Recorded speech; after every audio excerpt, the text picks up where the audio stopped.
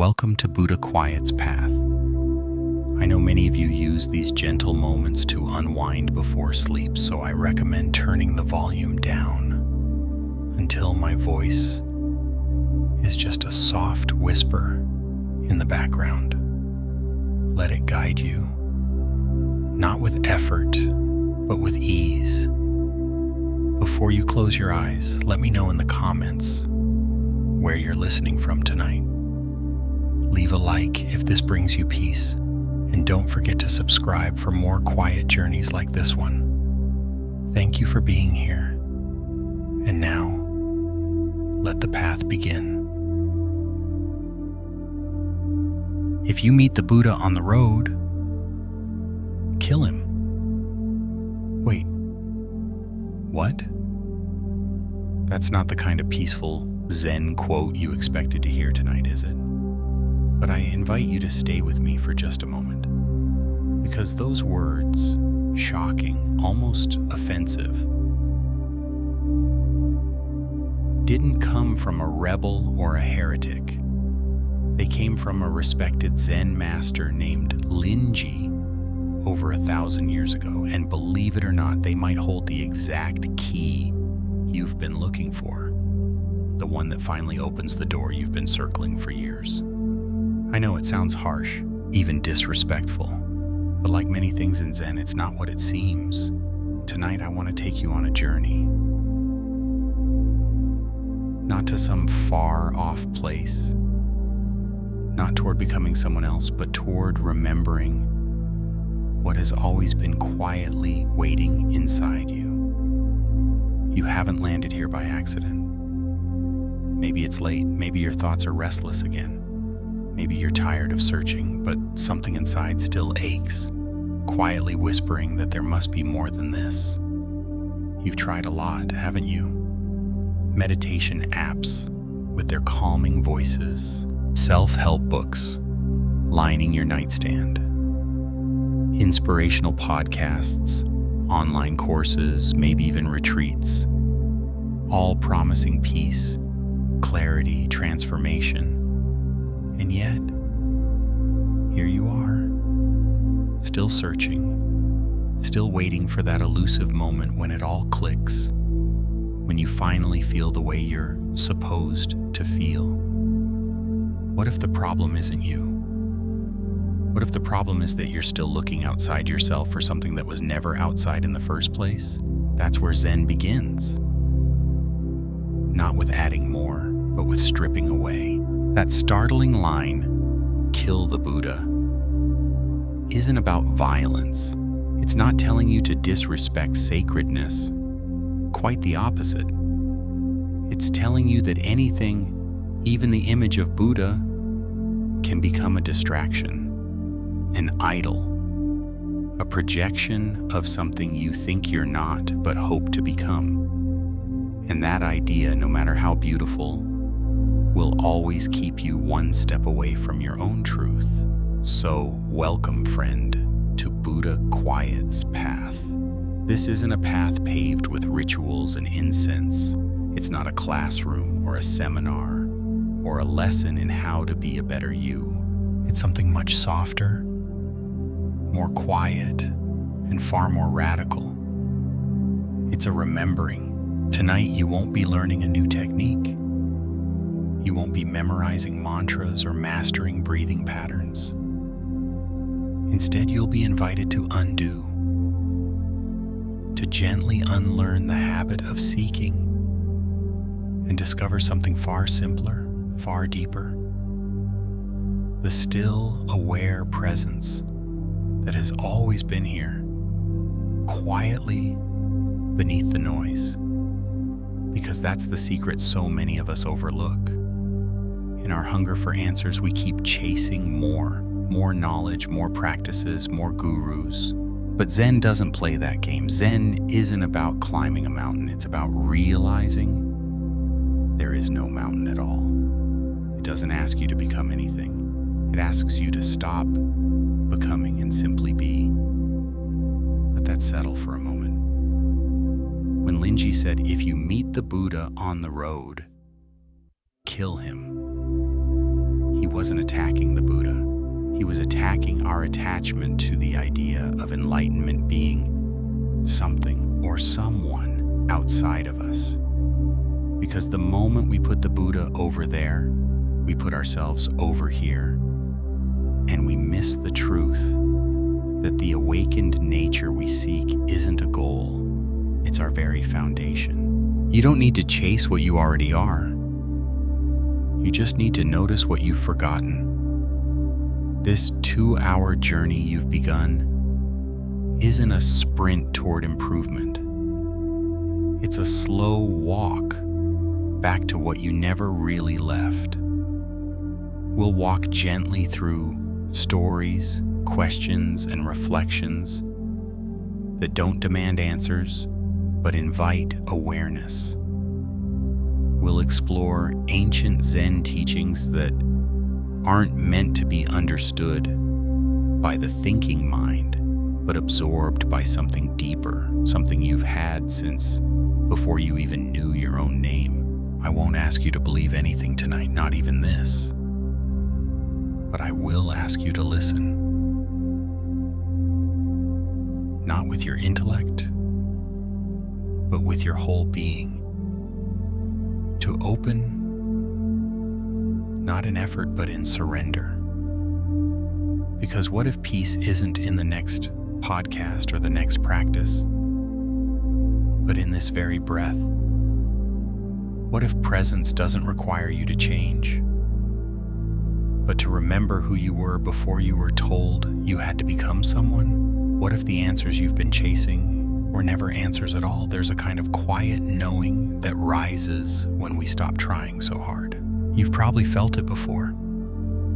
Those moments when life slows down and for no reason at all, you feel okay. Not perfect, not enlightened, just okay. Maybe it's the early morning light spilling into your kitchen, or the way your dog looks at you like you're the whole world, or the sound of rain that makes you want to do absolutely nothing. That's the doorway. That's what Zen invites you into. It's not about transcendence, it's about intimacy. Not with concepts, but with this moment. Just as it is. Even now, whatever you're feeling, this moment is whole. You don't need to earn it, you don't need to fix it, you just need to arrive in it. That's what this journey is about. And yes, some of it may sound strange. You may hear things that don't quite make sense right away. That's okay. In fact, it's perfect. Because Zen doesn't offer easy answers, it offers space. Space to sit with the mystery, space to stop grasping, space to breathe. The mind will resist. It will say, this is too simple. It can't be enough. But what if it is? What if the silence you keep avoiding is where the truth has been waiting? So here's my invitation. Let go of trying to be a good meditator. Let go of trying to understand everything. Let go of chasing some future version of you that finally gets it. Instead, come home. Not to a house or an idea, but to this breath, this body, this moment. You're not broken. You're not behind. You're not missing anything. And the Buddha you're seeking, he's not somewhere else. He's sitting exactly where you are, breathing with your breath, looking through your eyes, quiet, patient, waiting for you to stop looking so you can finally see. This is where we begin, not with doing, but with undoing, not with more, but with less. Less striving, less seeking, less noise. Tonight is not about learning something new. It's about remembering something ancient, something you've always known. You are already home. Let's walk this path together. Not to reach some final destination, but to rediscover what's been here all along. The Buddha is not out there. He's not a statue. He's not a doctrine. He's not even an idea. The Buddha is awareness itself. And the moment you stop trying to find him, you'll realize he never left. So yes, if you meet the Buddha on the road, kill him. And then with nothing left to chase, sit down in the quiet and remember who you are.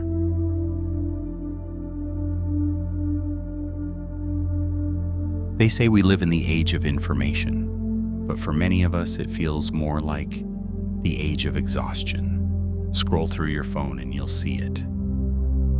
Hundreds of promises wrapped in perfect packaging, 7-day challenges for inner peace, 5-minute meditation hacks, morning routines of successful people, apps that claim to calm your mind in 3 breaths or less. The message is everywhere, and it's subtle but relentless.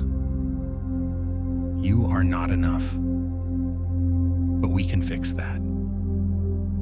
It's no wonder so many of us feel like we're constantly falling short, like peace is a product we haven't purchased yet, a destination we're late to arrive at, a version of ourselves we haven't quite become. But what if all that effort, the striving, the searching, the endless reaching, isn't actually helping us wake up?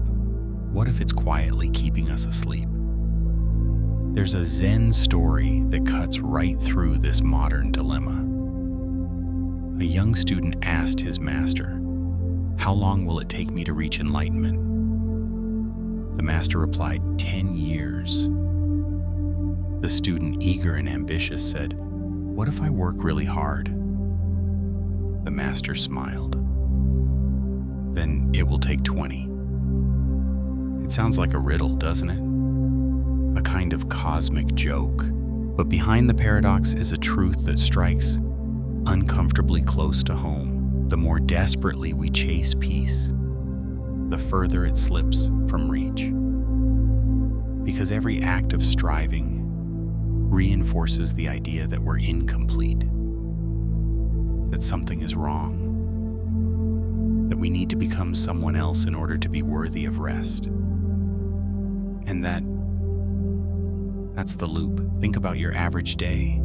You wake up, maybe already feeling behind. You check your phone before your feet touch the floor. Emails, notifications, the news, it all rushes in. There's a moment maybe where you remember, I should meditate today, but you push it aside. Another meeting, another errand, another obligation. By the time evening arrives, you're promising yourself, this weekend I'll get it together, I'll start my practice, I'll be present. But then the weekend comes and goes like a breath. And by Monday, the cycle resets. The seeking mind is clever. It convinces you that peace is just one more step away. One more technique, one more breakthrough. But underneath that pattern lies a powerful assumption that you're broken, that you need fixing, that you, exactly as you are not enough. And that assumption, that unconscious belief, is what Zen quietly dismantles. Zen doesn't offer you a new tool to add to your self-improvement belt. It hands you a mirror and asks, who is doing all this seeking? That question isn't meant to be answered. It's meant to be felt. Because if you really pause and look, you might notice something strange. All this searching, it's exhausting, isn't it? All this chasing of the perfect state, the ideal version of you, it never ends because it was never designed to. The world is very good at selling solutions to problems you didn't know you had. It's less interested in reminding you of your wholeness. But Zen invites you to stop, to step off the wheel entirely, not to give up, but to wake up, to see that peace isn't a prize for hard work. It's your original state. It's what remains when all the noise settles. Let's be clear, there's nothing wrong with exploring, with learning, with wanting to grow. The issue is when that growth is rooted in self-rejection. When every meditation session becomes a performance, when every moment of stillness becomes a checklist item, when we turn the path of awakening into yet another task to conquer. Have you ever felt that way, like even your spiritual practice became another form of pressure? That's the hidden trap. And Zen, in its simplicity, points directly to the escape. It says, stop trying to become. Just be, not the person you think you should be, not the improved, optimized, better version, but the you that's here, right now, as is. But that's terrifying, isn't it? To stop trying, to not improve. We're so conditioned to believe that value comes from doing, from achieving. But Zen whispers something radically different. Your presence is enough. Your being is sacred before you add anything to it. So how do we break the loop of the seeking mind? Not by fighting it, not by shaming ourselves for falling into it again, but by noticing it with gentleness, with honesty, by catching ourselves mid-scroll, mid-fix, mid-plan, and asking, what if I didn't chase this moment? What if I just entered it? It starts small, in the spaces between thoughts, in the breath before reaction, in the quiet realization that there is no version of you more worthy of peace than the one breathing right now. The Zen masters knew that striving is a clever disguise. They knew the ego could wear spiritual robes and chant mantras and still be desperately trying to be someone. So they taught by subtraction, not addition. Instead of stacking more on your to-do list, they handed you koans, paradoxes, silences. And in that space, something deeper could emerge. Not a better you, but a realer you, a truer you, the one who's been here all along. Maybe you've already met them. In the stillness just before sleep, in the wordless awe of a sunrise, in the moment your child looked at you and smiled, and everything else fell away. That's not something to reach for. That's something to return to. So if you're feeling stuck, if your mind is tired from the endless loop of improvement, know this: you're not alone, and you're not failing. You're just caught in a story that says awakening is elsewhere, and you're not there yet. But Zen doesn't believe that story. Zen believes in what's already here, in what's already whole, in what's already awake, behind your eyes, beneath your thoughts, before your first breath. You don't have to chase it. You just have to remember it.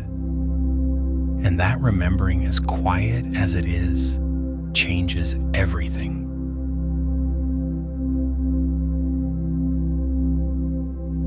There's a story in Zen that doesn't begin with words, but with a gesture.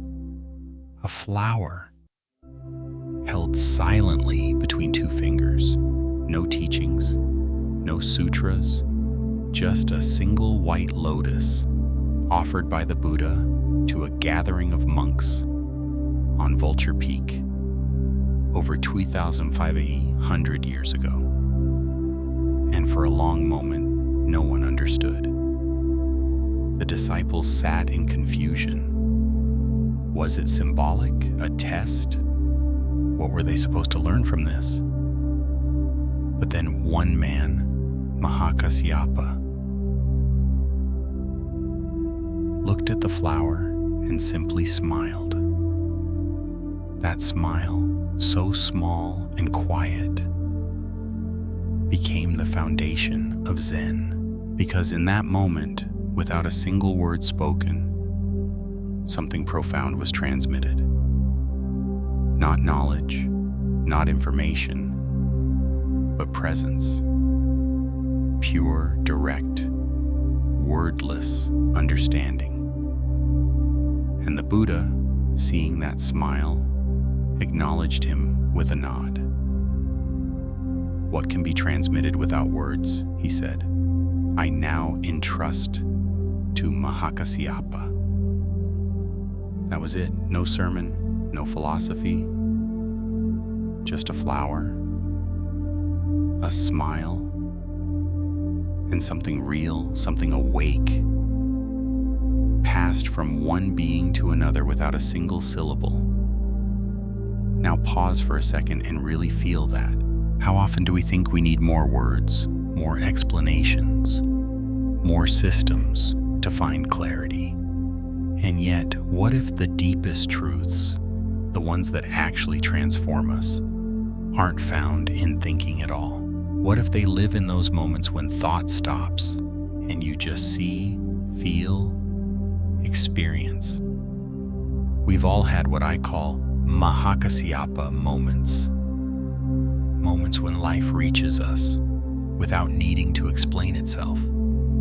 Maybe it's that instant when your child looks into your eyes and smiles, and you feel something ancient stir in your chest. Maybe it's the way sunlight spills across your kitchen table while you're holding a cup of coffee in absolute silence.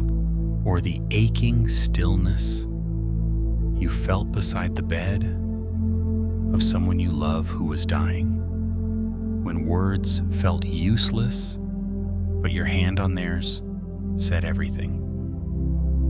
In those moments, you weren't analyzing, you weren't interpreting, you weren't seeking meaning, you were present. And that presence was enough. That presence was truth. Zen calls this direct transmission. No messenger, no middleman, no mental detour. Just life, revealing itself directly to you, if you're still enough to receive it. The story of the flower sermon isn't just about a man who smiled at a flower. It's about what happens when we stop trying to understand everything and simply let ourselves be touched. And that's hard for us in the modern world.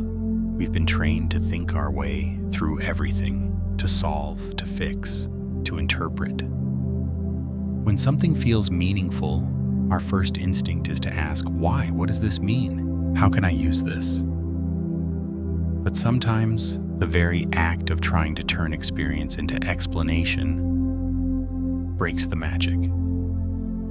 We leave the moment in order to manage it. Have you ever received a compliment and instantly questioned it? You look great today.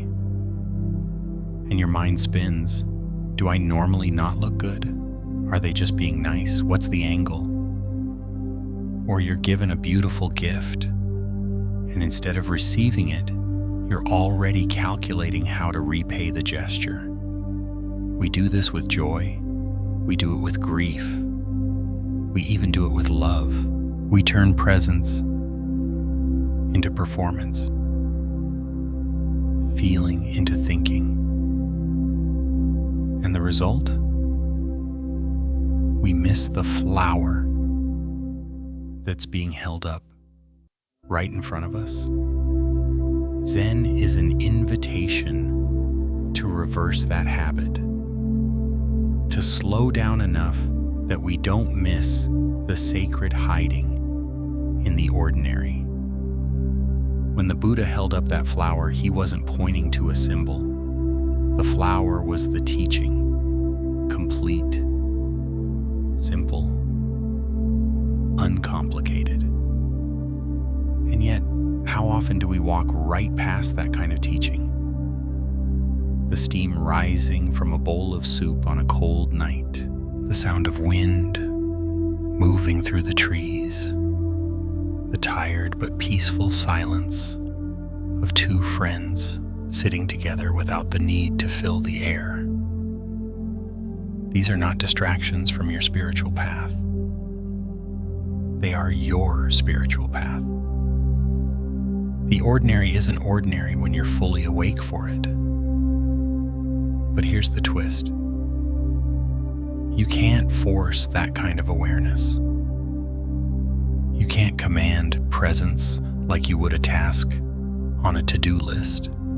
You can only create the conditions where it might visit you quietly, unexpectedly, like a bird landing on your hand when you're no longer trying to catch it. That's why Zen practice is often less about doing and more about undoing. Less about striving, more about stopping. Less about explaining life and more about experiencing it. What happens when you stop chasing a spiritual breakthrough and just notice the miracle of your own breath? What do you find when you stop asking for signs and realize the entire world is already offering them? Every leaf, every laugh, every goodbye. We're not used to this. We're used to religion being loud, structured, defeated. But Zen lives in the in-between. It lives in the space between thoughts, in the smile between people, in the silence between words. And maybe that's why it's so difficult for the modern mind. Because silence doesn't sell, stillness doesn't impress, presence doesn't perform, but it heals, it returns you to yourself. And that's what Mahakasyapa felt in that moment with the flower. A truth that didn't need to be proven. A knowing that didn't need to be spoken. And when you have your own Mahakasyapa moment, and you'll know it not because it makes sense, but because something in you softens, expands, settles. You'll know it because you stop needing anything else. So maybe the real teaching here is this. Don't wait for words to deliver wisdom. Don't wait for the perfect book or the perfect teacher or the perfect day. The flower is already being held up. The question is, can you see it? Can you smile back?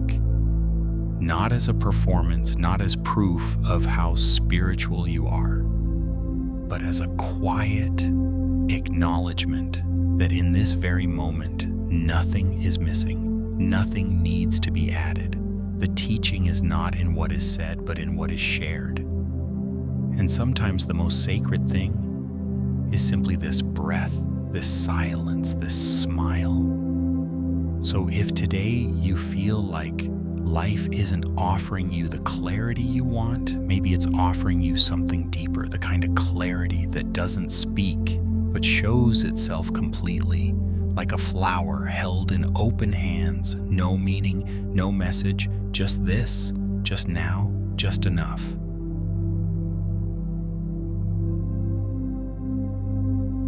They call it Buddha nature, not as something you earn, not as a reward for spiritual effort, but as something you've had since the very beginning. Not a destination you reach after years of disciplined practice, but the very ground beneath your feet. Even if you've never taken a single step on a so-called spiritual path. In Zen, we don't say you become a Buddha, we say you are Buddha. Not someday, not later, now. But here's the thing, we forget. We forget what we are because life covers us in layers. Expectations, disappointments, beliefs about not being good enough, smart enough, calm enough. And over time, those layers feel like our identity. They cling to us like dust on a mirror. But no matter how long the mirror has gone uncleaned, the clarity underneath has never left. Your Buddha nature is like that.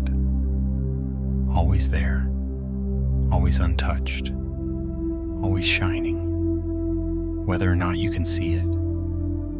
Meditation then isn't about building something new. It's not about adding peace or enlightenment to a flawed self.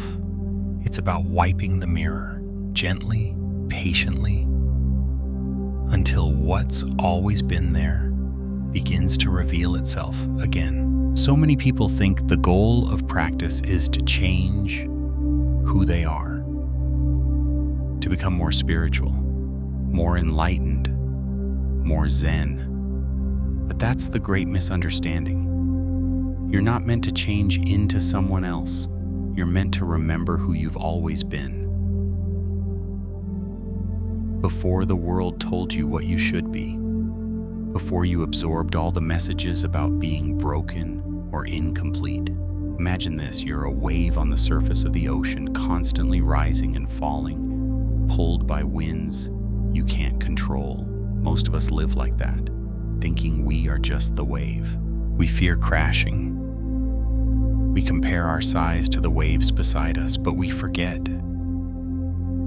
We're not just the wave, we are the ocean too. Vast, deep, silent. Our Buddha nature is that ocean, and we don't have to go somewhere else to find it. We're swimming in it right now. Have you ever looked for your keys, turned the house upside down only to realize they were in your hand the whole time? That's the search for self in a nutshell. We chase techniques. We read more books. We follow more teachers. We think that if we just meditate harder, breathe deeper, chant longer, we'll finally get there. But Buddha nature means there is no there. There is no distance between you and awakening. The only separation is the belief that you are separate. You don't need to chase yourself. You are what's doing the chasing.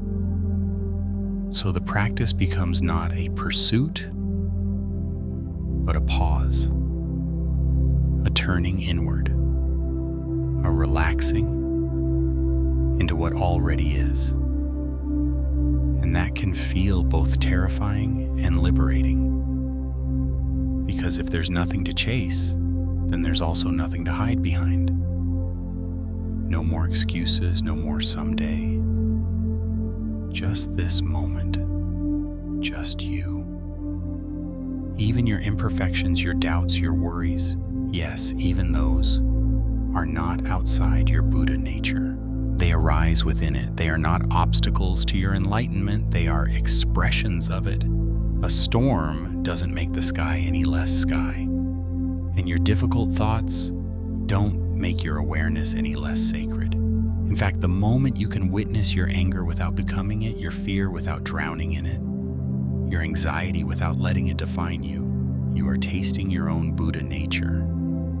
You are remembering. You are waking up not into something new, but into something timeless. This is why Zen puts so much emphasis on simplicity, on ordinary tasks, on chopping wood and carrying water, because awakening doesn't happen in the future.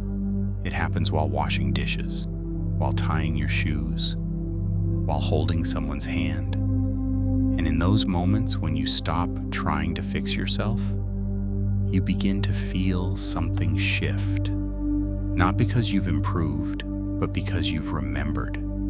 Because something softens and the dust on the mirror clears just a little. And you catch a glimpse, not of who you might become, but of who you already are. Think of it like this. The sun is always shining, even when the clouds cover it. Your Buddha nature is like that sun. Always present, always radiant. And meditation isn't about making the sun shine. It's about noticing that the clouds were never the sky, that your sadness, your confusion, your restlessness They are weather, they pass, they change, but you remain still, bright, complete. And the more we trust that, the more compassion we begin to feel, not just for ourselves, but for everyone else who's forgotten their light too. Suddenly, instead of judging others, we recognize their struggle as our own. Instead of feeling superior or inferior, we see that we're all just mirrors covered in different kinds of dust. And here's the most humbling, most beautiful truth of all. You don't need to be extraordinary to be sacred. You don't need to be calm to be wise. You don't need to be perfect to be whole. Your Buddha nature is not waiting for your transformation. It's patiently present in your very breath, right here, right now. So the next time you feel lost, don't look outside. Don't ask what technique you're missing. Ask instead, what if nothing's missing? What if this, exactly as it is the doorway? You see, the spiritual path doesn't move in a straight line. It moves in circles, spirals. It brings you back to the same moment again and again.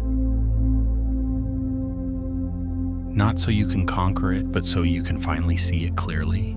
So you can finally recognize that you were never separate, never broken, never too far gone. Buddha nature isn't something you earn through devotion or discipline. It's what allows devotion and discipline to arise in the first place. It's what breathes you. It's what listens through your ears. It's what watches through your eyes. And it asks nothing of you, except maybe this: don't forget. So let's sit. Not to become better, but to remember. Let's breathe. Not to escape life, but to meet it fully. Let's drop the idea that enlightenment is somewhere else and instead feel the truth that it's always been here, patiently waiting behind the noise. The dust on the mirror is not who you are, and the light underneath it never stopped shining.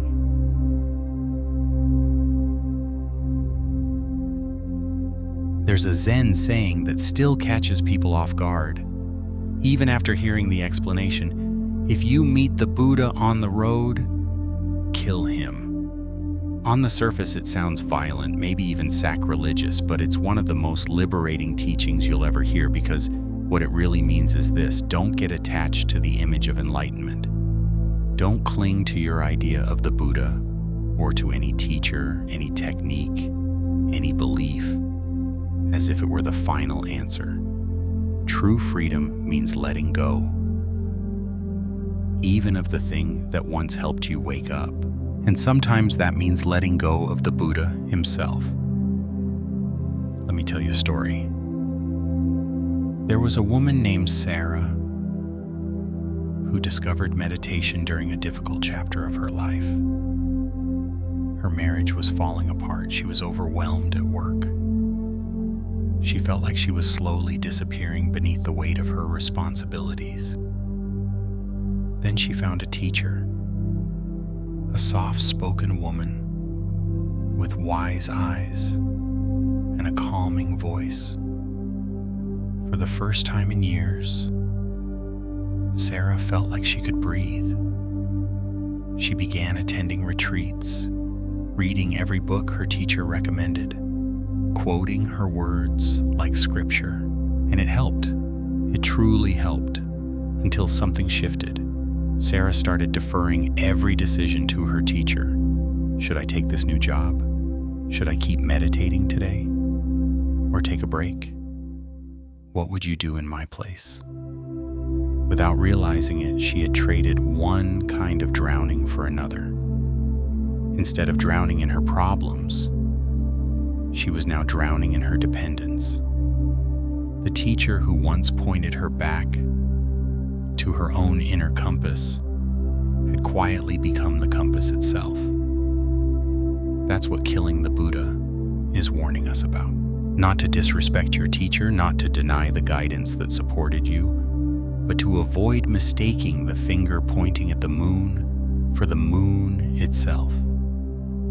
A good teacher is like a raft that carries you across a river. But once you've crossed, you don't strap that raft to your back and drag it through the forest for the rest of your life. You set it down, you bow to it, and you move forward. This happens more often than we think. Maybe you followed a spiritual teacher whose presence moved you to tears. Maybe you found someone whose clarity, compassion, or strength felt like the exact energy you needed in your life. And that's beautiful. But if you start to believe that they have something you don't, that you are incomplete without their validation or permission, then the very person who helped you awaken becomes the barrier to your awakening. Even the Buddha himself, as the story goes, warned his followers of this before he died. When asked, "What will we do without you?" he simply said, "Be a lamp unto yourself. Be your own refuge." It's a radical kind of trust, isn't it? Trust in your own capacity to awaken, trust in your own wisdom. But we've been trained to doubt ourselves. We've been told we're not enough, that someone else must know better, that the answer lives in someone else's voice, someone else's book, someone else's path. And that's where the danger lies. The true purpose of a spiritual teacher isn't to give you their light. It's to show you your own, not to replace your judgment, but to strengthen it. A real teacher wants you to outgrow them. They want you to see clearly enough that you no longer need to ask. In fact, the best teachers are often the ones who frustrate you the most. Not because they fail you, but because they stop answering questions you already know how to answer yourself. They don't want disciples, they want adults. Independent, responsible, grounded in their own truth. But we don't always want that kind of teacher. We want someone to carry the burden for us, to take the uncertainty away, to tell us we're on the right path. And that's okay at the beginning. We all need guidance when we're lost. But at some point, the journey becomes your own. And in that moment, clinging to the teacher becomes a detour, not a doorway. Think about it this way. Can someone else breathe for you? Of course not. They can teach you how to breathe, remind you to breathe deeply, even model peaceful breathing. But in the end, it's your breath. The same goes for your awakening. No one can walk it for you. They can walk beside you, yes. They can point, guide, support. But the actual step, that's yours. Only yours. That's why Zen is so direct, so uncompromising. It cuts through our spiritual codependence with the sharp blade of self-honesty. When Linji said, "Kill the Buddha," he was saying, stop outsourcing your power. Stop putting awakening in someone else's hands. And more importantly, stop thinking that freedom is something you receive from outside. It's not. It's who you are when nothing is in the way. But letting go is hard, especially when what you're letting go of has helped you. That's the paradox. We're grateful for the teacher, we respect the practice, we honor the technique. But we also have to release them. Not because they failed, but because they succeeded.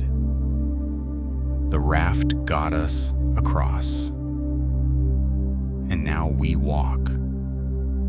Sometimes that walk means questioning what you've been told, Sometimes it means disagreeing with your teacher. Sometimes it means stepping away entirely. And that can feel like betrayal, like arrogance. But it's actually maturity, the kind that trusts your own inner compass, even when it leads you in a different direction. So ask yourself, does your teacher make you feel more like yourself or less? Do they empower you to trust your own insight, or do they keep you coming back for reassurance? Do you feel expansive in their presence or quietly small? These aren't questions of loyalty, they're questions of growth. And a healthy teacher-student relationship is like a dance, sometimes close, sometimes apart, but always in service of your unfolding. The more you grow, the more space you need, and a wise teacher celebrates that, not resists it. Because here's the secret. When you finally kill the Buddha, when you release the need for external authority, you don't become lost. You become whole.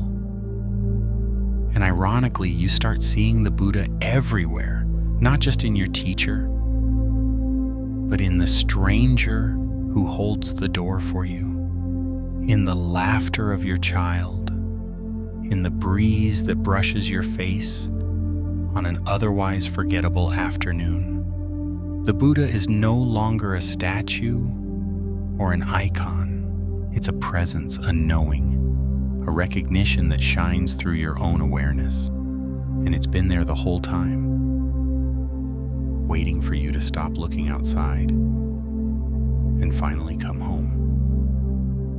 So yes, be grateful for the ones who helped you, but don't carry them forever. Don't make them more than human. Don't make yourself less. At some point, the highest form of reverence is release. And when you do let go, when you lay down the raft, when you stop asking the Buddha for directions and start walking your own path, that's when the journey truly begins. Not because you've found the ultimate answer, but because you've realized the answer was never outside of you to begin with. That's the moment you don't just study Zen, you embody it. That's the moment you don't just follow the Buddha, you remember you are one.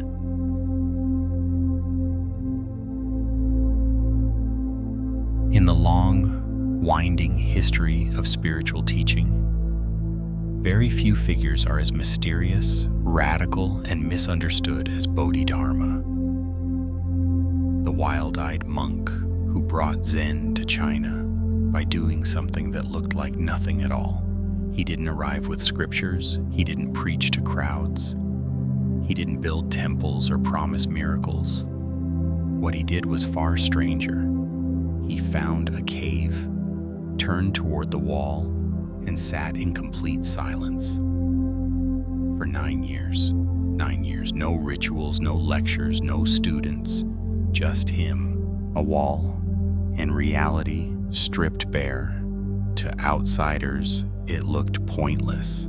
Even to other monks, it seemed like madness. But to Bodhidharma, it was the most direct, most honest way to confront the truth. No distractions, no roles, no ideas to hide behind. Just raw, unfiltered awareness, staring into itself. Why a wall? Why silence? Because Bodhidharma wasn't interested in concepts. He wasn't interested in accumulating knowledge or perfecting form. He came from a lineage that valued direct experience above all else. For him, the essence of awakening wasn't something you could write down, explain, or give to someone else. It had to be seen. And the only way to see it was to stop looking for it in the wrong places. That's why he refused to play by the rules of traditional Buddhism at the time. When Emperor Wu of China proudly listed all his good deeds, temples built, monks supported, scriptures translated, and asked what merit he'd earned, Bodhidharma simply said, "None whatsoever." The emperor was stunned, but Bodhidharma was pointing to something deeper. Enlightenment is not a prize for good behavior. It's not a spiritual reward system. It's what remains when you stop trying to earn anything at all. And that brings us to one of the most powerful and strange moments in Zen history. The meeting between Bodhidharma and a desperate student named Huike. Huike had been searching for peace for years. He studied texts, practiced diligently, but something was still missing. So he sought out the strange monk in the cave. Day after day, Huike stood in the snow, waiting outside Bodhidharma's cave in silence, with no response. The story goes that in an act of desperation, he cut off his own arm to show his sincerity. Whether that detail is symbolic or literal, what it represents is clear. He was ready to give up everything to see the truth. And that's when Bodhidharma finally turned around. Huike said, "My mind is not at peace. Please pacify it for me." And Bodhidharma replied, "Bring me your mind, and I will pacify it." Huike searched inward. He looked for this mind, this troubled self that had caused him so much suffering. He looked and looked, but the more he searched, the less he could find. Finally, he said, "I cannot find it." And Bodhidharma said, "Then I have pacified it." That one exchange contains the entire essence of Zen, not through logic, not through explanation, but through direct looking, because what Huike realized in that moment is something most of us spend our entire lives avoiding. The mind we think is solid, the I we believe suffers, strives, wants, fears, is unfindable. When we really look for it, it dissolves. It was never a thing, just a flow, a process, a story. And when we stop identifying with that story, when we see there's no fixed self behind our thoughts and emotions, what's left is peace. Not because we fixed the mind, but because we discovered there was never a separate thing to fix. That's why Bodhidharma's style was so radical. He wasn't adding new teachings. He was subtracting everything that got in the way. No dependence on scriptures, no chasing merit, no ideal self to become. Just you, reality, and the willingness to sit with it until the walls of illusion cracked. This approach can be terrifying. We like the idea of gradual improvement. We like techniques, tools, things to do. But Bodhidharma offered no steps. He just said, look directly, sit down, be still, face the wall of your own assumptions, and see what's true. So how does this translate into our lives now, centuries later, in a world of apps and algorithms, calendars and chaos? It's this. Instead of trying to fix your mind, try looking for it. Next time you feel overwhelmed, ask yourself, where is this mind that feels so broken? Can you find it? Can you hold it in your hands? Or is it just thoughts passing through awareness? Emotions rising and falling, stories that come and go. The moment you see that your suffering is not held by a fixed self, something loosens. That's what Bodhidharma gave Huike. Not answers, but space. Not comfort, but clarity. He showed that when you stop trying to control your mind and instead investigate it, what you find is not a problem to solve, but a mystery to rest in. And here's the beauty of it. This doesn't require a cave. You don't need to sit for 9 years. You don't need to reject tradition or live in silence. What Bodhidharma really taught was courage, the courage to sit still and not run, to stop grasping, to stop pretending we're separate from what is. The wall you face might be your anxiety, your confusion, your grief, your doubt. Whatever it is, don't look away, just sit. Look. Let it unfold. And in that unfolding, something ancient wakes up. Not a new self, not a better self, but your original face before you were named, conditioned, divided. That's the gift Bodhidharma brought to Zen. Not more philosophy, but less. Not more striving, but stillness. Not more identity, but the freedom of not knowing. And in today's world, where everyone is busy becoming someone, his silence offers a different path. Remember what you are when you stop trying to be anything. That's what happens when you face the wall. Not to escape the world, but to see it clearly without illusion. So the next time your thoughts feel like a storm, don't try to control them. Don't fight. Don't flee. Just sit down. Be still. And ask, as Bodhidharma once did, where is this mind that suffers? And then listen. Not with your ears, but with your whole being. The answer won't come in words. It will come in stillness, in presence, in the realization that the one looking was never missing, only forgotten. And in that recognition, peace is not something you create. It's something you remember.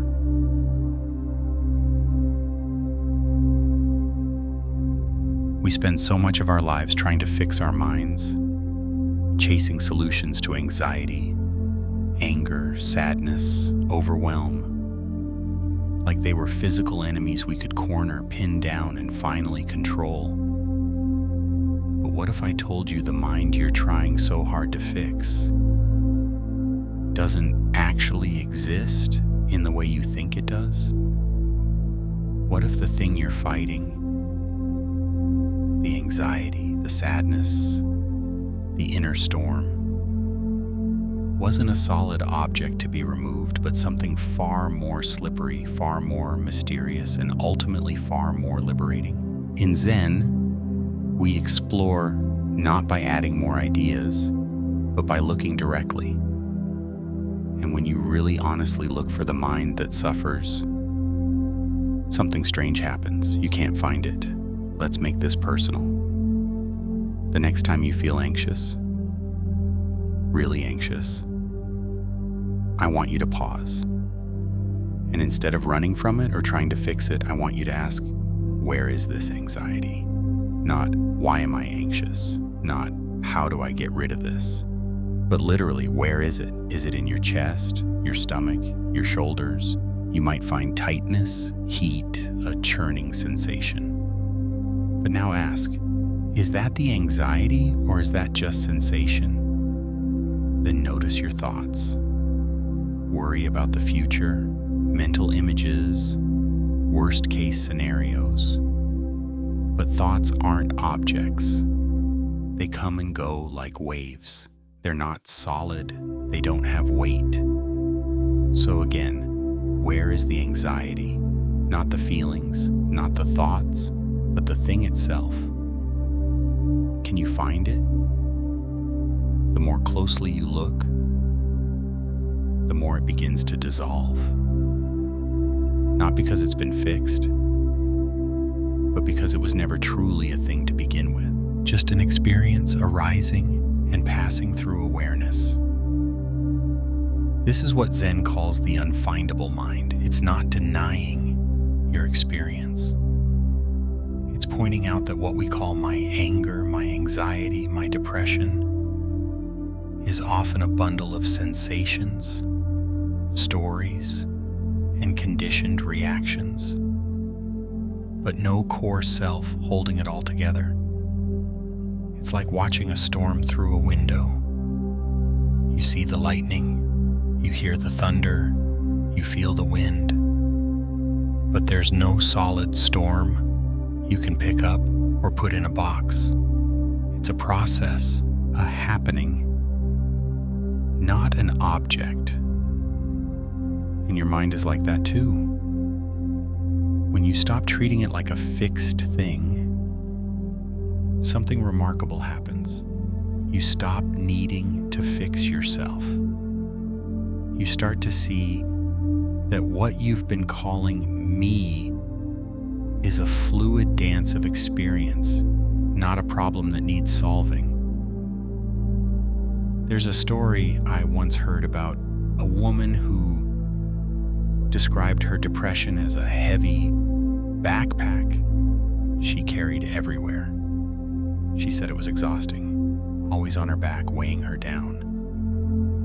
So someone asked her, "Where do you set the backpack down when you sleep?" And she paused. She didn't have an answer. She said, "Well, I guess I don't know where it is then." And that pause, that honest not knowing, was the beginning of something. When she started looking directly at her experience, she realized she could find tightness in her chest. Yes. She could notice tired thoughts. Yes.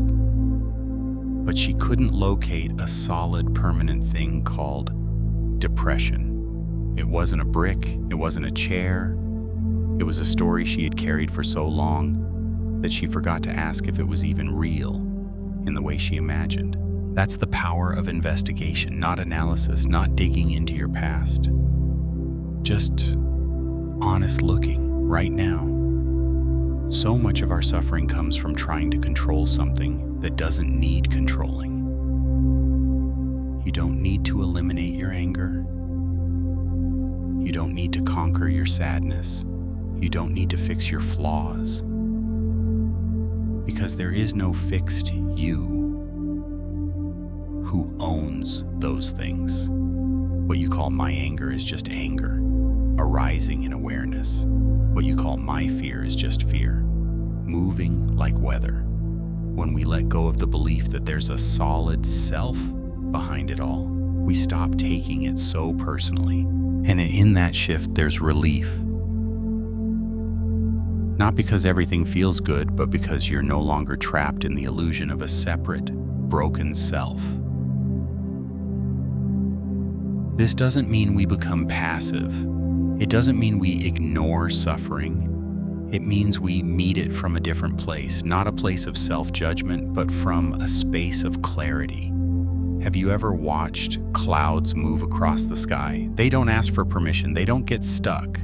They just pass. That's what happens to anger when you stop fighting it. That's what happens to anxiety when you stop identifying with it. The clouds don't stain the sky, and your thoughts don't stain your true nature. They move through. You remain silent, spacious, present. The biggest lie we've been told is that we have to constantly fix ourselves to be okay. But what if nothing was wrong to begin with? What if the broken mind is just a misunderstanding of how mind works? In Zen, we don't try to fix the mind. We don't try to control it. We look at it. We ask, what is this? And we sit with the question, not to get an answer, but to see what happens when the question itself dissolves. You don't need to be fearless to live with freedom.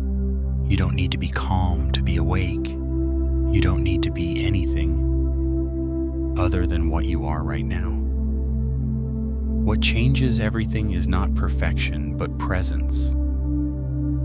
The willingness to meet your experience as it is, without needing to label, fix, or explain it. That's where peace lives, not in the next technique, but in the realization that the thing you've been trying to fix was never a thing at all. So next time you feel overwhelmed by your thoughts, try this. Pause. Take a breath.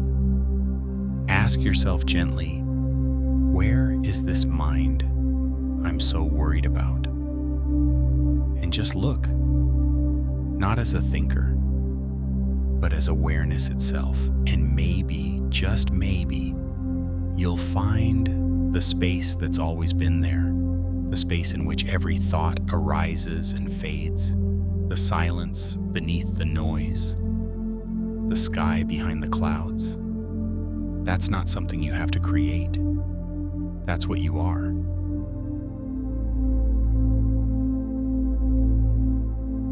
There's a debate that's been echoing through Zen monasteries for centuries, and it goes something like this. Is awakening sudden, or is it gradual? Does enlightenment come in a flash, like lightning across a dark sky? Or does it slowly unfold over time, like dawn spreading across the horizon? Zen masters from ancient China wrestled with this very question, and while the words may sound abstract, the heart of the matter couldn't be more personal. Because whether you've practiced for 30 years or just stumbled upon your first meditation app, there's a deeper question hidden underneath. What does it really take to wake up? Let me tell you a story. There was once an illiterate woodcutter named Huineng. He wasn't a monk. He wasn't trained in scriptures. He sold firewood to survive. One day, while delivering wood to the marketplace, he overheard a single line from the Diamond Sutra. Let your mind flow freely without dwelling on anything. That one sentence pierced him like a bolt of lightning. He stopped. Something inside him recognized a truth beyond words. In that moment, no ceremony, no robes, no meditation cushion, he awakened. His mind opened. The veil lifted. He saw the nature of reality just like that. This became one of the most famous examples in Zen of sudden enlightenment, a spontaneous, complete recognition of one's true nature. No preparation, no struggle, just boom. There it is. And that moment shook the entire Zen world. Suddenly, the idea that you had to spend decades climbing spiritual ladders was called into question. If a poor, uneducated man could awaken so completely just by hearing a single sentence, then maybe enlightenment wasn't something you had to earn. Maybe it was something already inside you, waiting to be seen. But here's where it gets interesting. After that profound awakening, what did Huineng do? He didn't start teaching. He didn't build a temple. He disappeared into the mountains for 15 years. Why? Because awakening is not the end of the path. It's the beginning of a new one. That initial flash of recognition may show you the truth. But it takes time, patience, and practice to embody it, to live from that space, to integrate it into your daily life. It's one thing to see your true nature. It's another to respond to traffic jams, family arguments, and heartbreak from that place of awakened clarity. That's the difference between seeing the path and walking it. It's like falling in love. There's often that instant moment The glance, the smile, the electricity in the air, everything changes in a heartbeat. But then come the days, the weeks, the years of learning what love truly means. Learning how to communicate, how to listen, how to stay present when things get hard. The lightning may start the fire, but it's the slow, steady tending of the flame that turns it into something lasting. Awakening is the same. Sudden recognition can change everything. But that doesn't mean your life magically becomes peaceful. You still have conditioning. You still carry old habits. You still get triggered, frustrated, confused. The difference is, now you know something deeper. Now there's a glimpse of the sky behind the clouds. And that glimpse can guide everything if you're willing to keep showing up. This is why many Zen teachers today speak of sudden awakening, gradual cultivation. The awakening is sudden because the truth is always available, closer than your breath. But the cultivation is gradual because learning to live from that truth takes time. There's no shortcut to integration, no bypass to maturity. Even the brightest insight will fade if it's not grounded in practice. So what does this mean for you? It means you don't have to wait years for a breakthrough.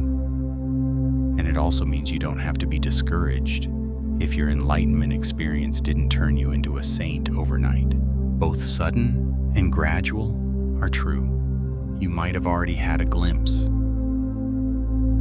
a moment where your sense of separation dissolved, where you felt one with everything, where the usual noise of the mind fell silent. Maybe it happened during meditation, or walking in nature, or in the middle of heartbreak. And maybe you've wondered why that clarity didn't last. But it's not supposed to last as a feeling. What lasts is the knowing underneath. The deep inner recognition that even when thoughts return, even when chaos swirls around you, something in you remains untouched. That's what we cultivate, not the experience, but the relationship to it. We sit not to recapture the lightning, but to learn how to walk in the rain with grace. We practice not because we're chasing a moment of insight, but because insight teaches us how to be fully human. Real awakening doesn't take you out of life. It brings you back in, more honest, more open, more present. So, yes, you can awaken in a single instant. Yes, you can realize your true nature right now. But that realization doesn't end your journey. It deepens it. It roots you. And from there, the real work begins. Not striving, not chasing, but remembering. Moment by moment, breath by breath, returning again and again to what you already know to be true. The argument between sudden and gradual misses the point. It's not either or, it's both. The lightning illuminates, the rain nourishes. Awakening is the spark. Practice is the path. And together, they lead you not somewhere else, but right here, to the life you're already living, but with open eyes and an open heart.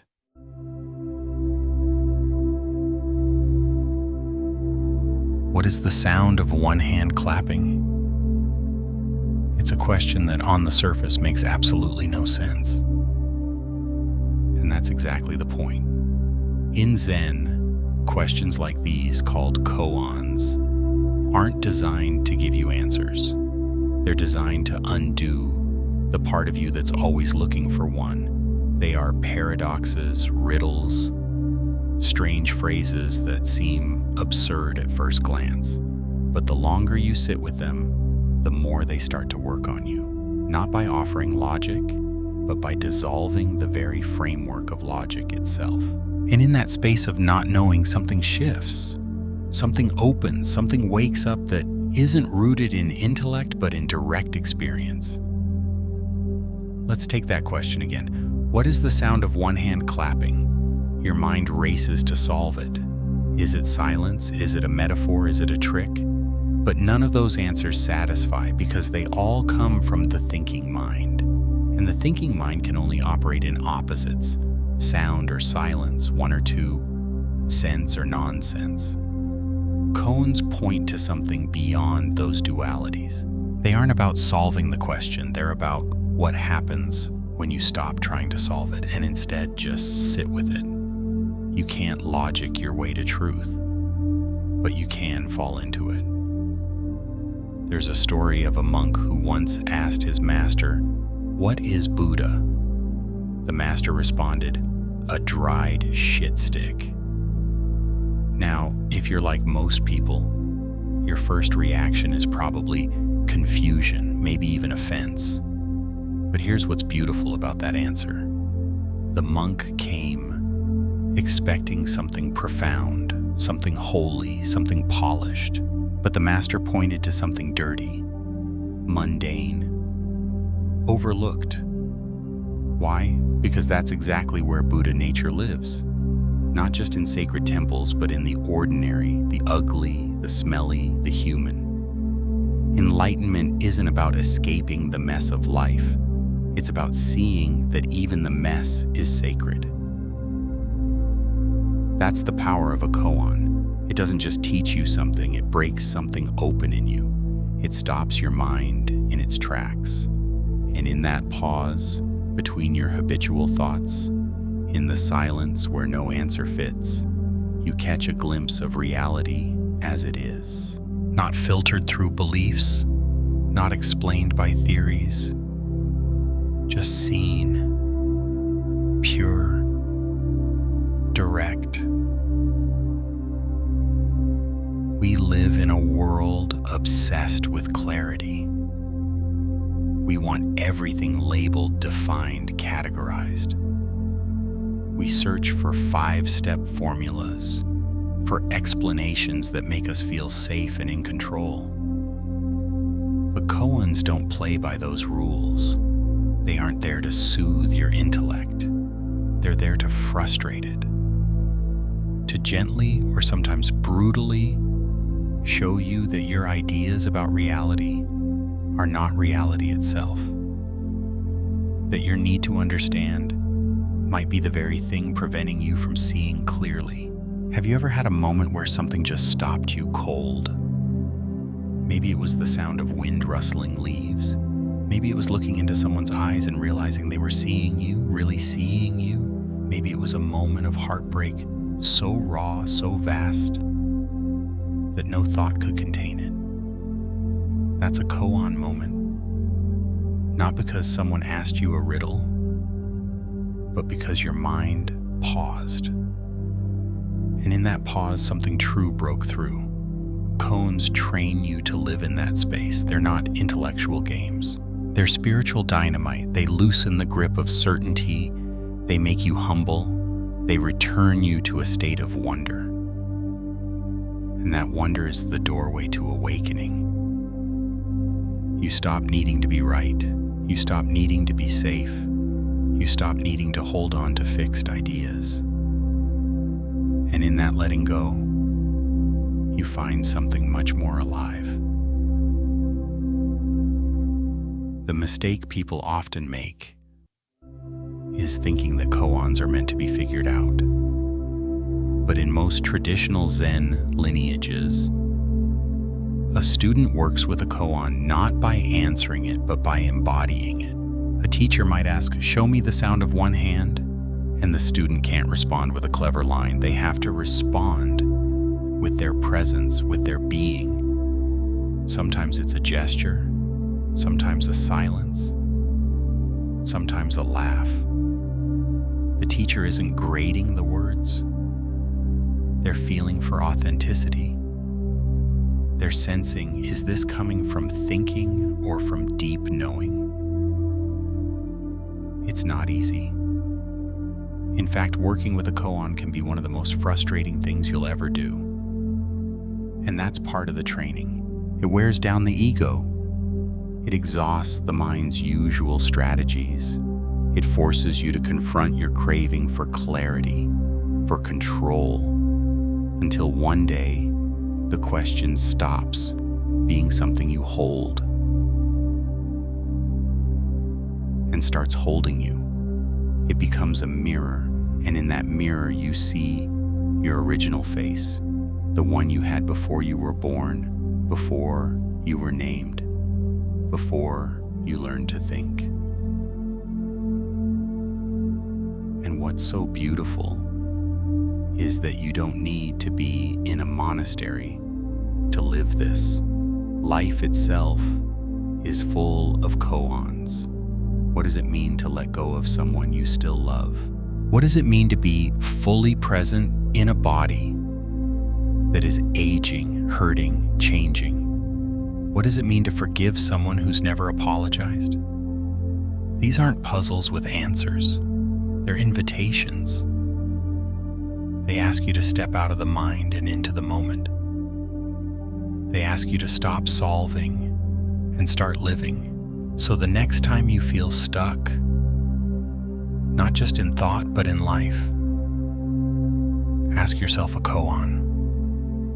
Something unanswerable, something that shakes your assumptions, something that pulls the rug out from under what you think you know.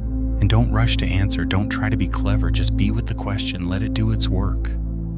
Let it open you. Let it undo you. Because sometimes the most profound growth doesn't come from figuring things out, but from letting things in. In Zen, we don't seek clarity by accumulating more thoughts. We seek it by peeling them away, not to end in silence, but to hear what the silence has been saying all along. Koans remind us that truth isn't found in words. It's lived in presence. It's revealed in mystery. And if you're willing to let the question stay unanswered a little longer, you might just discover that the answer has been living in you the whole time. Not as a sentence, but as a smile. Not as an idea, but as freedom.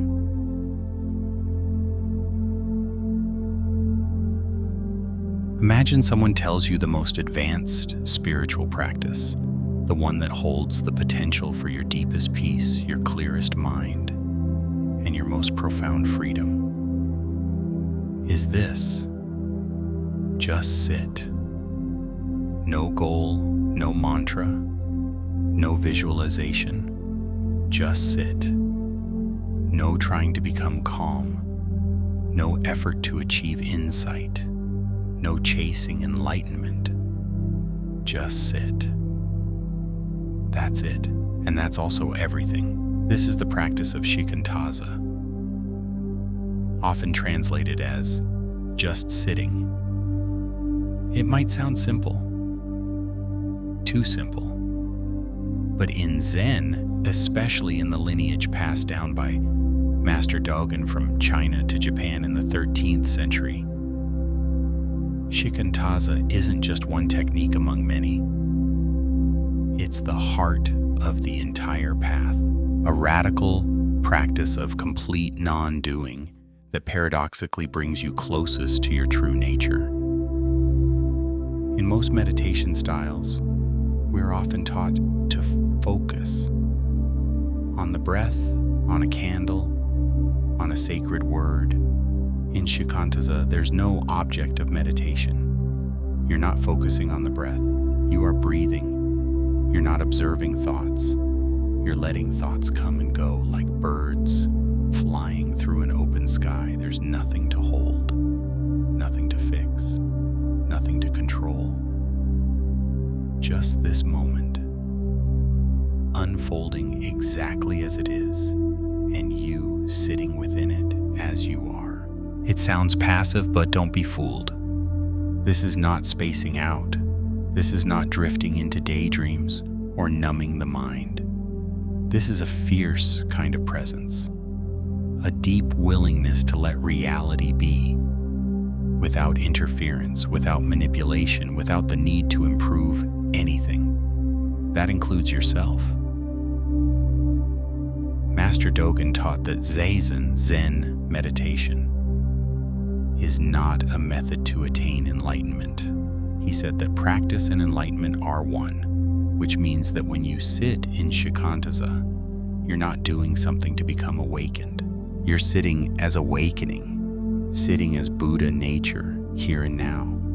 And that's a revolutionary shift, because it turns everything you've been told about progress upside down. In a world that celebrates hustle, strategy, self-optimization, shikantaza whispers, drop it. Not because it's wrong to improve your life, but because your true nature was never something broken that needed fixing in the first place. Try it. Sit down. Don't close your eyes too tight. Don't worry about posture too much. Just upright. Awake. Natural. Let your hands rest softly. Eyes open or gently lowered. And then nothing. Don't look for stillness. Don't chase peace. Don't stop thoughts. Don't follow them either. Let them move. Let the breath move. Let the world be. That's the entire instruction. Be here with what is, without adding anything extra. And that phrase, nothing extra, is the essence of Zen. We're not trying to transcend life. We're learning to meet it directly. In shikantaza, even the division between observer and observed dissolves. You're not someone sitting and watching the breath. You are sitting, you are breath, you are presence itself. There's no separation between you and the moment, no filter, no analysis, and in that simplicity, something incredibly intimate happens. You meet yourself, not the constructed self, not the striving self, but the part of you that has always been quietly here, waiting for your return. But let's be honest, this is not an easy practice. The very simplicity of it confronts you. When you sit without a goal, without a structure, you start to notice how addicted you are to effort, to doing, to thinking about you, am I doing this right? Or when will I feel something profound? That too is part of the sitting. Those thoughts are welcome. They can rise and they can fall. And so can boredom, irritation, peace, restlessness, gratitude. All of it belongs. Nothing to reject, nothing to chase. That's the discipline of shikantaza. It teaches you to stay when your mind wants to run, to stay when nothing is happening, to stay even when everything inside you says this is a waste of time. And in that staying, something shifts. You stop trying to sculpt experience into something else. You begin to trust what is. You begin to see that awareness doesn't need your help to be complete. That stillness isn't the absence of motion, but the absence of resistance, and eventually, maybe in a way you don't notice at first. That same clarity you touch on the cushion starts to seep into your daily life. You find yourself listening more deeply, reacting a little slower, holding your emotions with a little more space, not because you're trying to be mindful, but because you've trained in not adding extra. Dogen called this the backward step. turning the light inward not to find something new, but to see clearly what's already here. He wrote cast off body and mind. And what he meant was not to abandon your life, but to stop clinging to the stories you tell about it. When you just sit, you start to feel what life is like without those stories. Not empty, but full of texture, of breath, of sound, of the quiet miracle of being. And you begin to realize that enlightenment was never somewhere else. It was never waiting for you to get better, or more spiritual, or more disciplined. It was waiting for you to stop running, to sit down, and just be.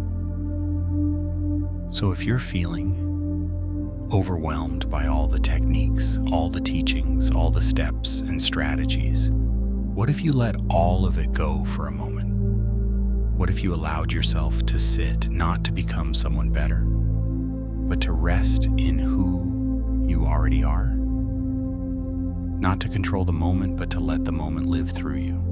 That's shikantaza. It's not easy, but it's real, it's honest, it's direct. And sometimes, in the stillness of just sitting, the deepest part of you finally exhales and says, yes, this is it. Not because it's special, but because it's exactly perfectly enough. Just sit. Nothing more, nothing less. Just this.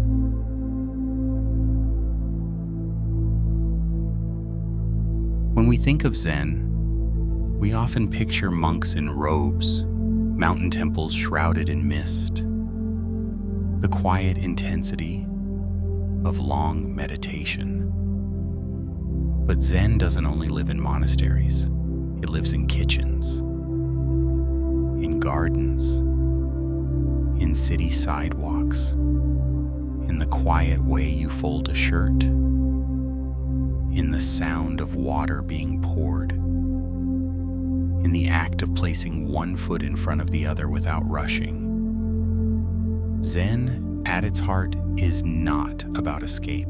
It's about presence. And some of its most powerful teachings aren't written in sutras. They're lived, day by day, moment by moment, in the simplest parts of daily life.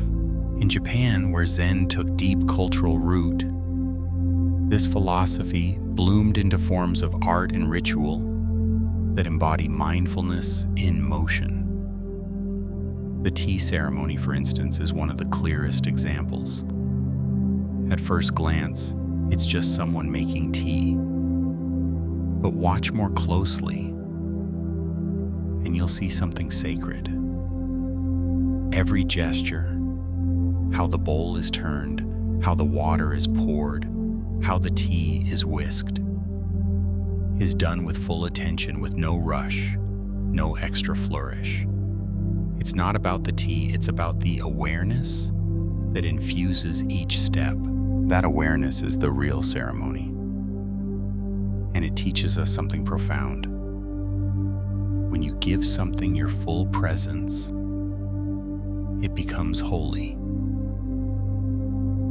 The same spirit is found in other Zen arts, like ikebana, the Japanese art of flower arrangement. Here, beauty is not about abundance, but about space, silence, simplicity, one branch, two blossoms, maybe a single leaf curling toward the light. Nothing is wasted, nothing is random. Each choice is intentional, yet unforced. There's a deep respect for what is, imperfect, fleeting, asymmetrical. This is the aesthetic of wabi-sabi, the beauty of imperfection, impermanence, and incompleteness. A chipped bowl, a weathered stone, a moment that can't be repeated.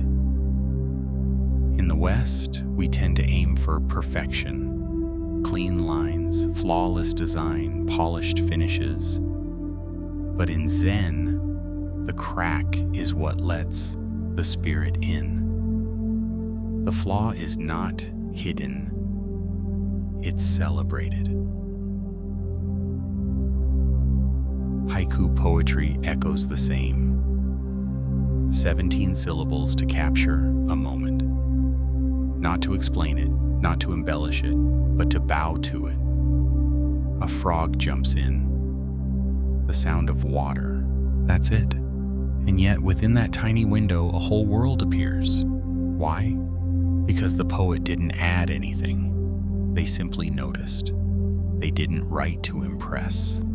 They wrote to preserve a moment of seeing. This is the Zen approach to life. Not to grasp at meaning, but to participate in it fully. And it's not limited to the arts. Even the way of the sword, the disciplined world of the samurai, was transformed by Zen. The practice of swordsmanship became less about defeating the opponent and more about mastering the self. The strike had to come from a place of emptiness, not from ego, not from aggression, but from stillness, action without thought, movement without hesitation, pure awareness, embodied in motion. That's Zen, not passive, but rooted, centered, fully alive. But you don't need to study tea or poetry or martial arts to live Zen in your own life. You just need to show up for what you're already doing. Washing dishes, answering emails, walking to your car. The practice is to bring your full presence into these ordinary acts, to let them be enough exactly as they are. Not rushing through to get to the real part of your day, but treating each task, each gesture, each moment as the real part. Because it is. Imagine waking up and pouring yourself a cup of coffee, not while checking your phone, not while planning the day ahead, but just pouring, just smelling the aroma, just feeling the warmth in your hands. That's Zen. Imagine folding laundry, not as a chore to finish, but as a way to care for your home, to touch your life with attentiveness. That's Zen. Imagine listening to someone speak, not waiting to reply, not rehearsing your response, but truly listening, giving them space to unfold. That too is Zen. This is what makes the Zen path so radical and so accessible. It doesn't require you to believe anything. It doesn't ask you to become anyone else. It simply invites you to come back to your life. Not the imagined one, not the ideal one, but the life that's right here. This breath, this floor beneath your feet, this sound, this silence. When you stop searching for sacredness in distant places, you begin to find it everywhere. There's a Zen saying, before enlightenment, chop wood, carry water. After enlightenment, chop wood, carry water. The tasks don't change, your presence does. That's the shift. And it's not something you force. It's something you fall into when you stop trying so hard to escape the ordinary and begin to honor it. The mistake many of us make is waiting for life to become something more. We wait for clarity, for peace, for meaning. But Zen doesn't wait. It bows to the dish in the sink. It bows to the broom in your hand. It bows to the moment that everyone else walks past. That's the hidden power of Zen in daily life. It turns the mundane into the miraculous, not by changing what you do, but by changing how you do it, by slowing down, by paying attention, by remembering that this moment is not in the way of your life, it is your life. And when you live this way, something inside softens. The anxiety begins to loosen. The restlessness starts to settle. You're no longer chasing peace like a distant prize. You're living from it. So today, whatever you do, try doing it as if it matters, as if this were the only moment that exists.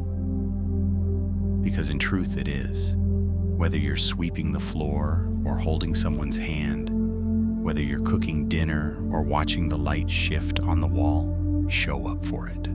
Feel it. Bow to it. This is Zen, not a path to escape the world, but a way to return to it with open eyes, open hands, and an open heart.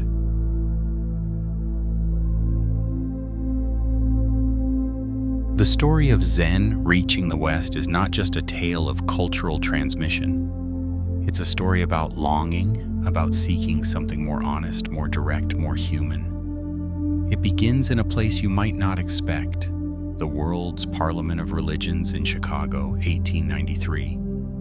Amid a sea of Victorian top hats and corseted curiosity, a quiet Japanese Zen master named Soen Shaku stood up and delivered a message that would ripple far beyond that hall. He didn't talk about strange rituals or distant gods. He spoke of sitting still, of looking directly at one's mind. He didn't bring a new religion to the West. He brought a mirror, and what people saw in that mirror would change the course of modern spirituality. But the real transformation began when his student, D.T. Suzuki, began writing in English, not just translating ancient Zen texts, but interpreting them for a Western audience hungry for something real. In the early 20th century, Americans were disillusioned with dogma, with rigid doctrines that told them what to believe. Suzuki offered something different, a path of experience over belief, presence over philosophy. He knew the American mind was shaped by psychology, pragmatism, individualism, so he used those languages to introduce Zen. And slowly, something clicked. The seed was planted. By the 1950s and 60s, that seed began to sprout in unexpected places. The beat poets found Zen and ran wild with it.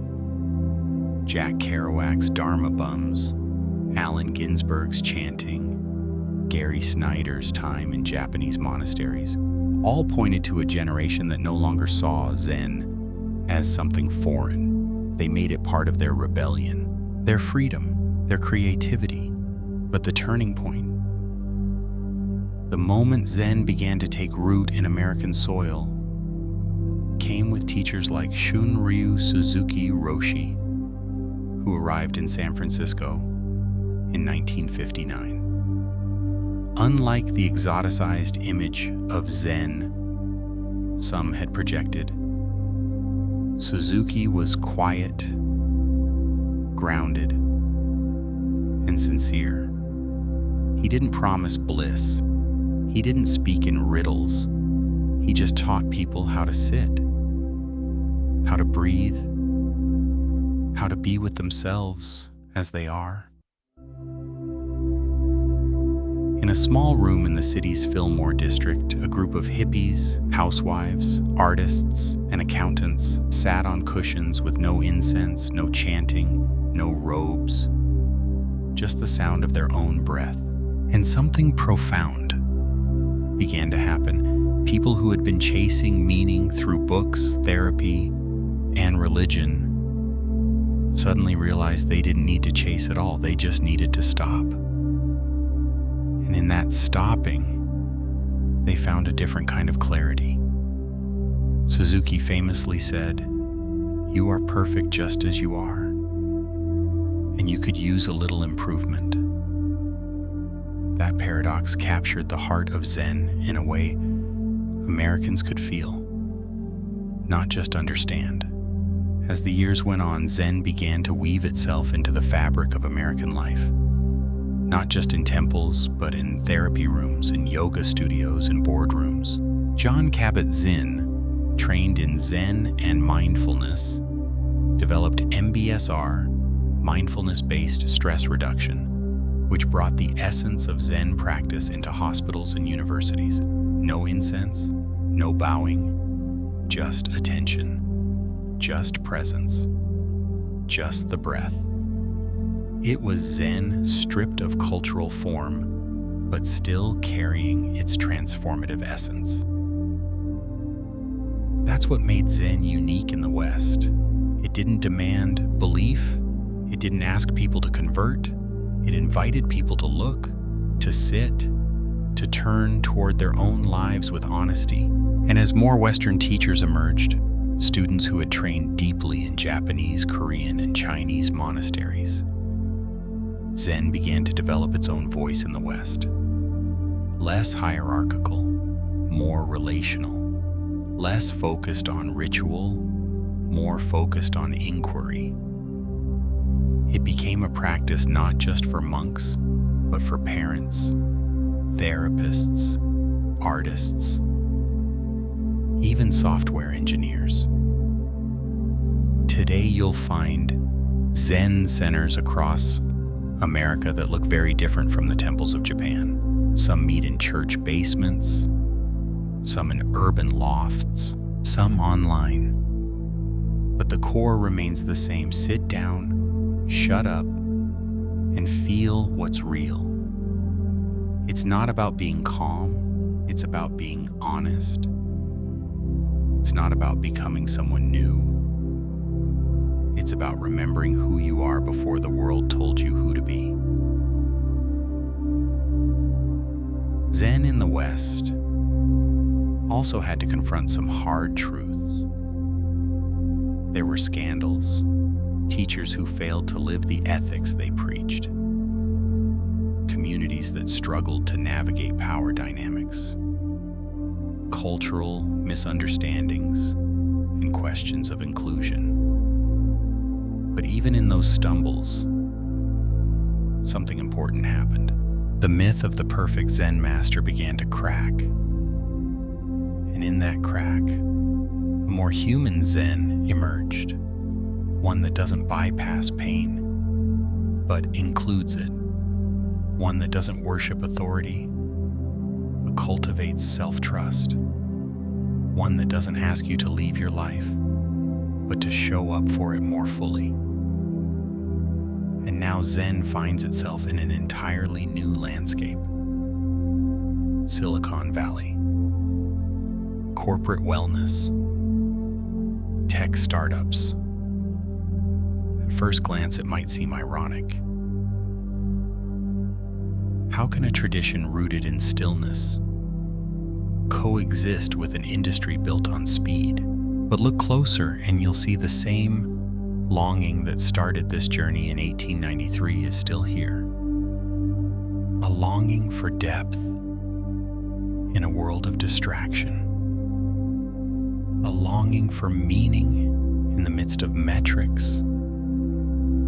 A longing to be human in systems that so often treat us like machines.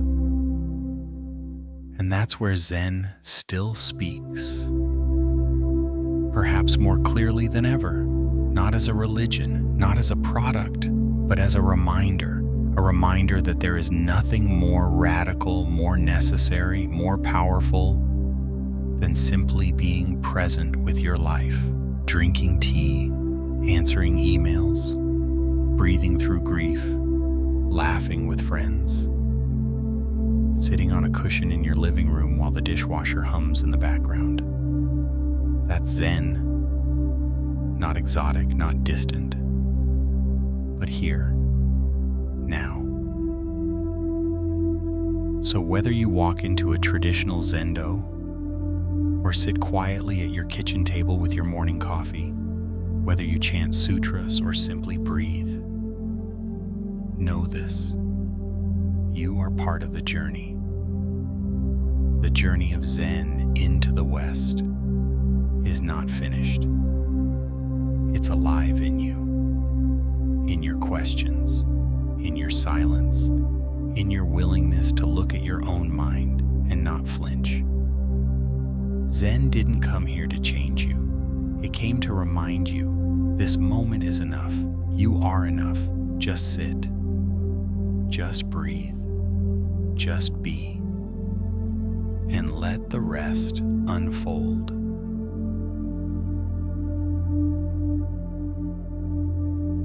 If you meet the Buddha on the road, kill him. By now, this phrase probably doesn't sound as shocking as it did when you first heard it. Maybe now it sounds like something else entirely.